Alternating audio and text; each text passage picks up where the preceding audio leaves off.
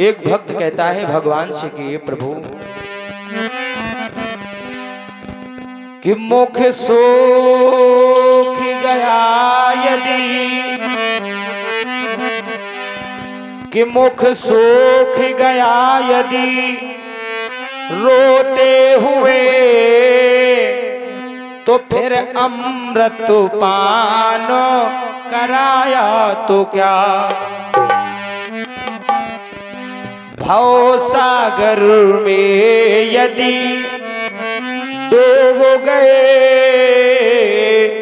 तो फिर नाविक नाव को लाया तो क्या।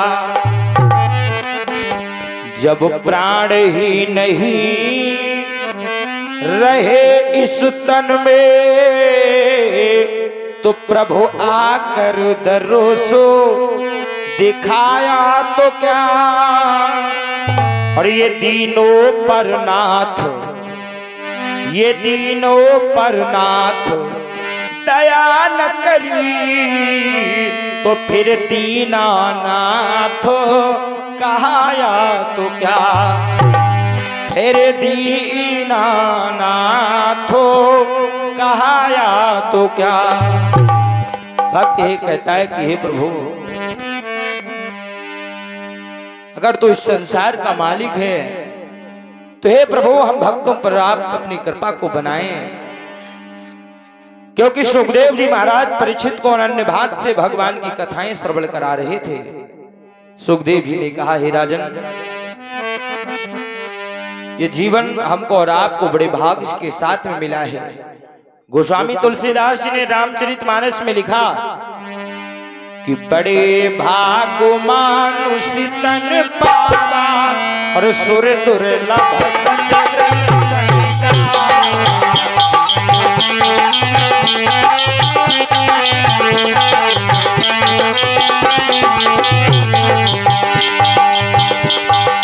बड़े भाग मानुष तन पावा, सुर दुर्लभ सत्य ग्रंथ।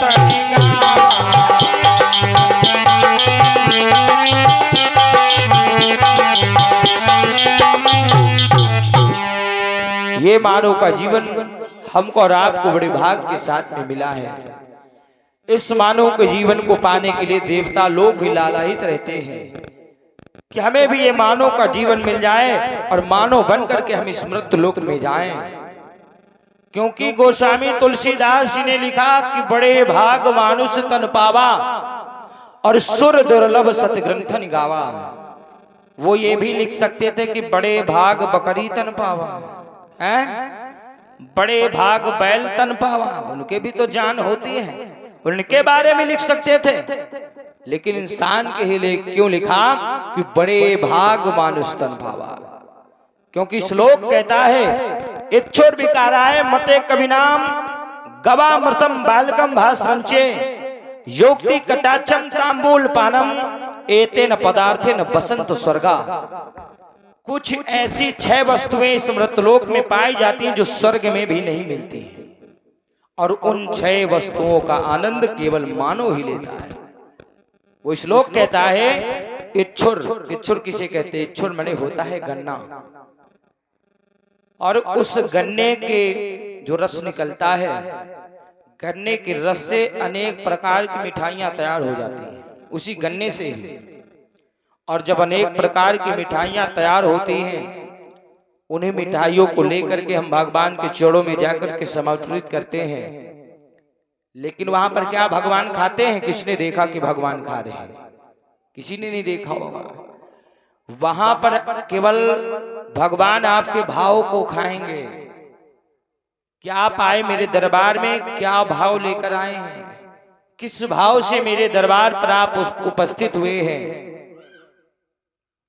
केवल आपके भाव को भगवान वहां पर अपने पास रखते हैं, लेकिन उन्हीं मिठाइयों को बनी हुई मानो अरे आराम से बड़े प्रेम से ग्रहण करता है। इच्छुर विकाराय मते कविनाम, ये कवियों का मत है। इच्छुर विकाराय मते कविनाम गवा मृसम, गाय जो होती है, गाय से जब दूध निकलता है और दूध से घी तैयार होता है, और घी को जब हवन सामग्री में हम मिलाते हैं भगवान की आहुति देने के लिए, और जब भगवान की आहुति देते हैं जो धुआं निकलता है वो धुआं आकाश मंडल को जाता है, और जब वो धुआं आकाश मंडल को जाता है उस धुएं का पान देवता लोग करते हैं। कहते हैं धन्य है मानव जीवन जब इस धुएं में इतना आनंद आ रहा है, और जो साक्षात इस मृत्युलोक में रहकर साक्षात उसी वस्तु का पान कर रहे होंगे जिससे ये धुआं निकल रहा है, उनको ना कितना बड़ा आनंद आ रहा होगा। गवा मृषम बालकम भास्रंचे, बालक जो होते हैं इस मृत्युलोक में पाए जाते हैं, स्वर्ग में बालक नहीं है, क्योंकि छोटा बालक होता है उसकी तोतली भाषा को सुनकर के मानव का जीवन गदगद हो जाता है।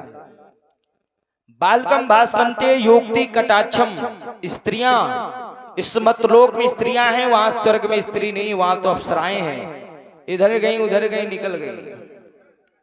तांबूल पानम, पान और सुपारी, पान सुपारी को हम और आप लोग लेकर के भगवान के दरबार में जाते, और भगवान के दरबार में लेकर के पान और सुपारी को भगवान के ऊपर जाकर के चढ़ाते हैं। क्या भगवान खाते पान सुपारी? भगवान तो खाते नहीं, लेकिन बड़े प्रेम से हमारे भैया लोग बढ़िया कत्था चूना मिला कर फिट कर देते उसको।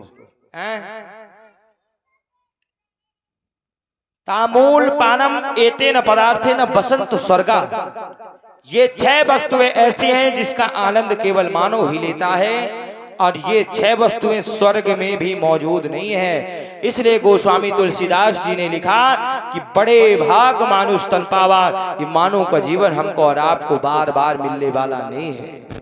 इसलिए हमें अपने इस मानव को जीवन को व्यर्थ में नहीं गंवाना है। हमें ये मानव का जीवन मिला तो हमें अच्छे कार्य करके इस संसार को छोड़ के जाना है। अब ये नहीं कि जब तक रहे भैया मोहल्ले में अगल बगल सबसे लड़ाई झगड़ा करते रहे। अगर आपने बुरे कार्य करके इस संसार को छोड़ा चले गए, जब तुम जिंदा थे तब तो लोग गाली देते ही थे, मरने के बाद भी तुम्हें गाली देंगे, कहेंगे भैया बढ़िया हुआ कम से कम आज से मोहल्ले में शांति तो रहेगी, ये निपट गया, कम से कम मोहल्ले में शांति तो रहेगी। लेकिन अगर आपने अच्छे कार्यों को करके इस संसार को छोड़ा तो आपके जाने के बाद भी ये संसार के लोग आपको याद करेंगे।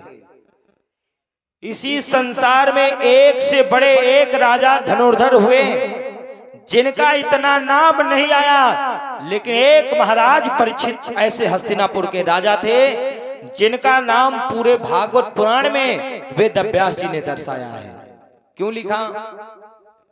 क्योंकि महाराज परीक्षित मरते समय, अंत समय में, हमारे पास तो पूरा समय है, हमारे पास और आपके पास तो पूरा समय, धीरे धीरे लगे रहो भगवान की तरफ, लेकिन परीक्षित के पास तो केवल 7 दिन का समय था, और 7 दिनों में भगवान की ऐसी भक्ति किया महाराज परीक्षित ने कि आज भी कोई कथा प्रारंभ होती है तो बिना परीक्षित के वो कथा संपन्न नहीं होती है। तो अगर हमको ये मानव का जीवन मिला है, हम परीक्षित तो नहीं बन पाएंगे लेकिन उनके जैसा बनने का प्रयास करेंगे। क्योंकि सुखदेव जी परीक्षित को कथा सुना रहे थे तो सुखदेव जी भी कहते हैं राजन तेरे जैसा आज तक मैंने श्रोता इस संसार में देखा ही नहीं है।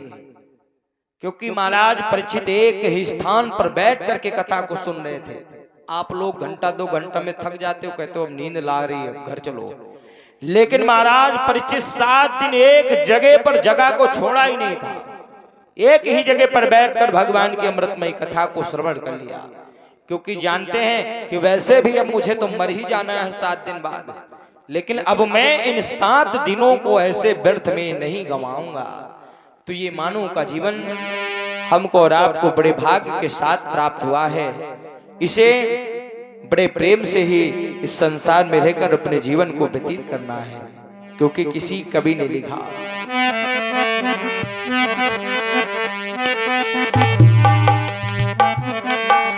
कि चुनरी काहे न रंगायो गोरी पाछो रंगुमा, चुनरी काहे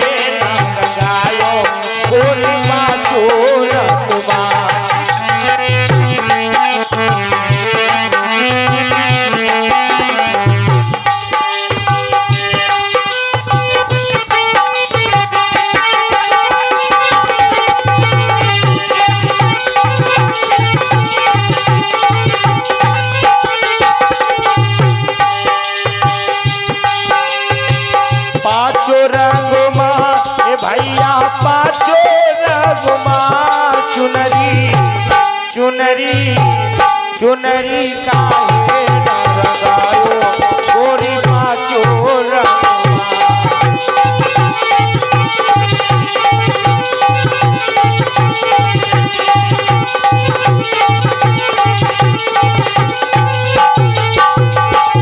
क्योंकि कहा गया है और ये चुनरी सतगुर ने दीनी पहले ओढ़ कर मैली कीनी।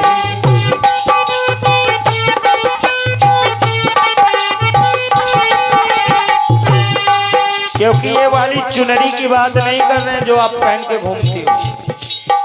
ये जो हमारा शरीर एक चुनरी की तरह है, ध्यान देना कैसे। क्योंकि कबीरदास जी जो लिखते थे उनके लिखने का तरीका थोड़ा अलग था। कबीरदास जी ने कहा अरे ये चुनरी सतगुर ने दीनी पहले ओढ़ कर मैली कीनी। लेकिन अरे जैबे का पहन के गोरी, अरे जैबे का पहन के गोरी पिया संगमा चुनरी चुनरी चुनरी काहे न रंगायो गोरी पाँचों रंगमा।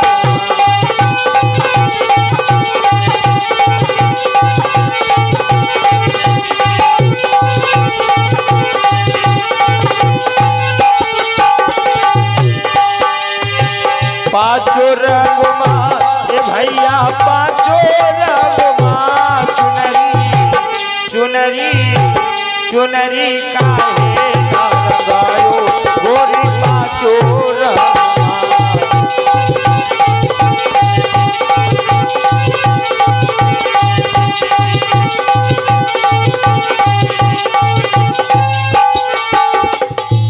क्योंकि बताया गया है 4 वेद 6 शास्त्र में बातें मिली हैं दोए। अरे सुख दीने सुख हो तो है, दुख दीने दुख हो। 4 वेद 6 शास्त्र 18 पुराण 52 उपपुराण 52 उपनिषद, इतने शास्त्र ग्रंथ हैं, ध्यान देना। 4 वेद 6 शास्त्र 18 पुराण 52 उपपुराण 52 उपनिषद, इन शास्त्र ग्रंथों में केवल 2 बातें मिली हैं कि आप जैसा करोगे वैसा आपको फल मिलेगा। अगर आप अच्छा कार्य करोगे तो उसका परिणाम आपको अच्छा मिलेगा, बुरा कार्य करोगे तो आपको जैसी करनी वैसी भरनी, फिर वैसे तो करना ही पड़ेगा। बोलिए सच्चे दरबार की, बोलिए कन्हैया लाल की। इस प्रकार से सुखदेव जी अनन्य भाव से महाराज परीक्षित को भगवान की अमृतमयी कथाएं श्रवण करा रहे थे। सुखदेव जी ने कहा कि हे राजन, बड़े प्रेम से ही बैठ करके महाराज परीक्षित भगवान की कथा को श्रवण कर रहे थे। सुखदेव जी ने कहा कि हे राजन, एक बार भगवान भोले भंडारी कैलाश पर्वत पर बैठे हुए थे और जब भगवान भोले भंडारी कैलाश पर्वत पर विराजमान थे तो वही कैलाश पर्वत पर एक बार मैया पार्वती ने भगवान शंकर से कहा कि हे बाबा, आप कृपा करके मुझे एक बात बताएं। भगवान भोले भंडारी ने कहा कौन सी